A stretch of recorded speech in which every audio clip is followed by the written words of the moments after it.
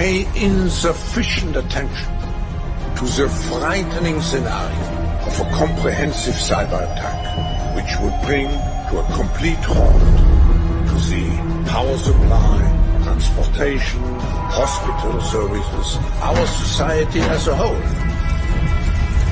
The COVID-19 crisis would be seen in this respect as a small disturbance in comparison to a major cyber attack. We are advocating to think about this world of digital money as a global public good. When protocols are agreed, this public platform can connect different CBDCs. I mean, COVID makes it accelerates the process of digitalization and automatization, and it makes surveillance go under your skin.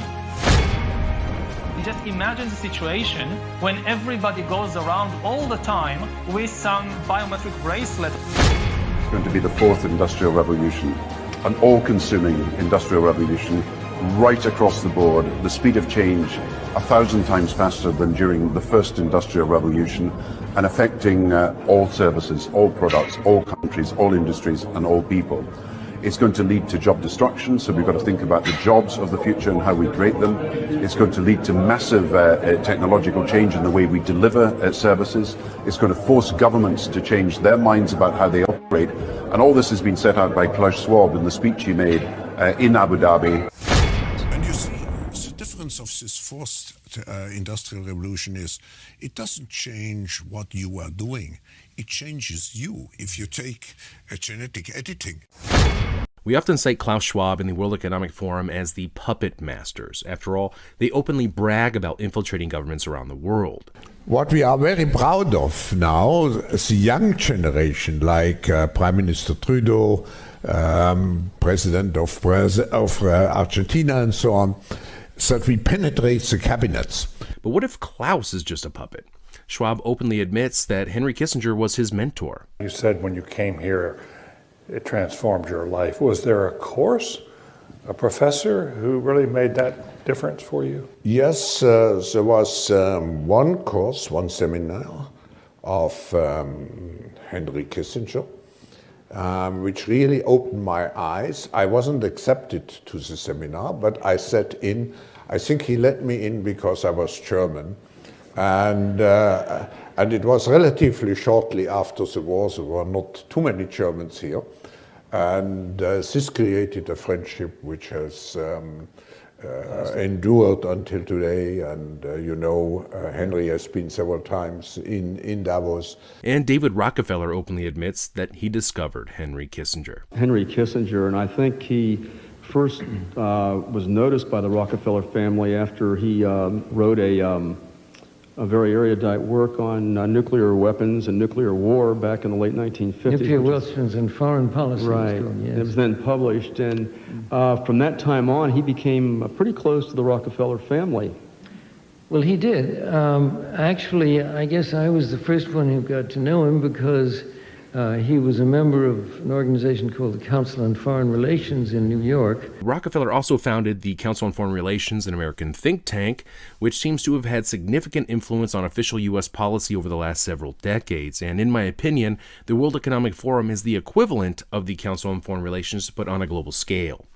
Now, right now, the most powerful and influential people in the world are on their way to Davos to decide and dictate the future of humanity for us without our say or consent. So the question is, if the puppet masters are actually themselves puppets, who is really pulling the strings? The young generation, like Prime Minister Trudeau, half of this cabinet, are actually young noble leaders of the World Economic Forum.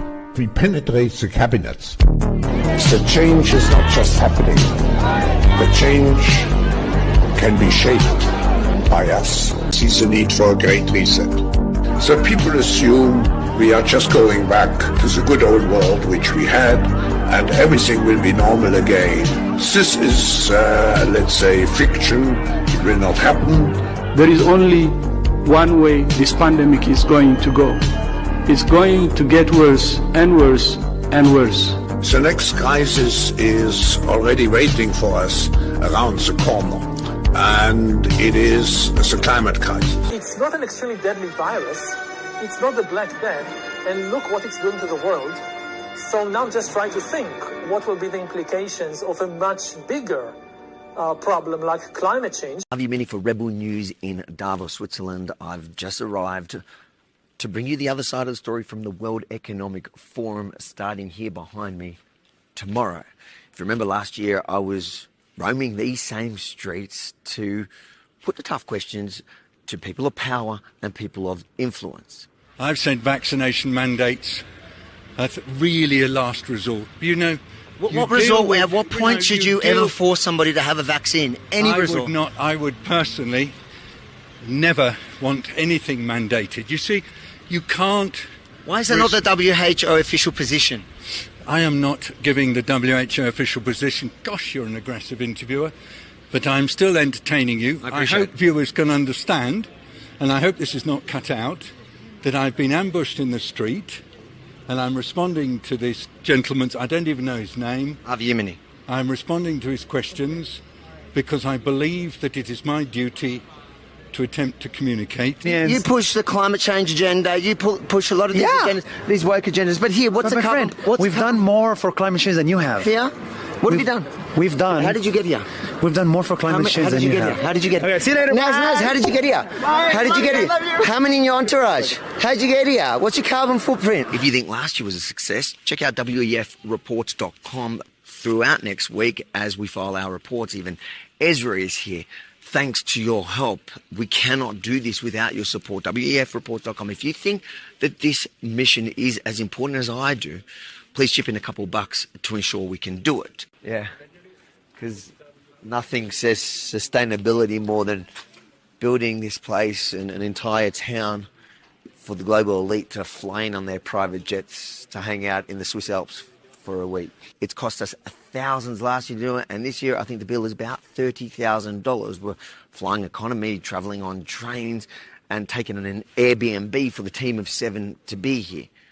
But all of that costs a lot of money, and we need your help to do it. wefreports.com. If you believe in our mission, please contribute what you can.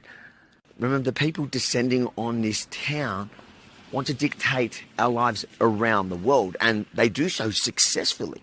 What we are very proud of now, the young generation, like Prime Minister Trudeau, President of Argentina, and so on, that we penetrate the cabinets. So help us hold them accountable, because we know the mainstream media, they will not be here to report the truth. They are here as invited guests. They're not going to put the tough questions to the people of power.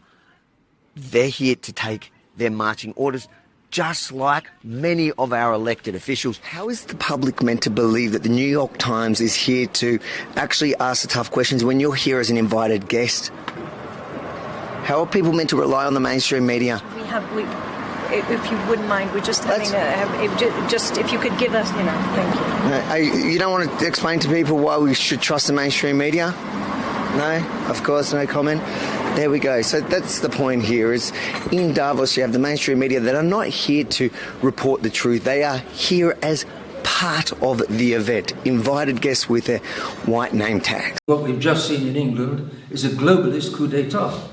The globalists, that's to say the New World Order, the Frankensteins and Löwensteins, have operated a skillful maneuver by which they have got their puppets into power, the puppets they want in power. Mrs. Truss would have been a puppet, but she was showing too much independence. She was wanting to cut back taxation, whereas taxation is a key part of the program of the globalists to arrive at the worldwide tyranny which they dream of. And she was wanting to cut taxes. They immediately operated by their power over the world and by their power of money. They operated a collapse, a serious shock on the stock exchange. All the materialists, all the little materialists began panicking, and therefore that was the end of Mrs. Truss. The globalists are behind it. The globalists, these godless men, are in control of England, they're in control of the Western nations, as they're called, they're in control of virtual control of all the nations of the world. They've been working at it for hundreds of years. They've been allowed to do it by people by Catholics who did not have enough faith to realize what was going on, or they did not have enough strength in numbers to stop what was going on. There was a loss of faith, and as the faith declined, so the power of the enemies of God rose. And as today that point has been reached, where the power of the enemies of God against Christ the King has reached almost its culmination.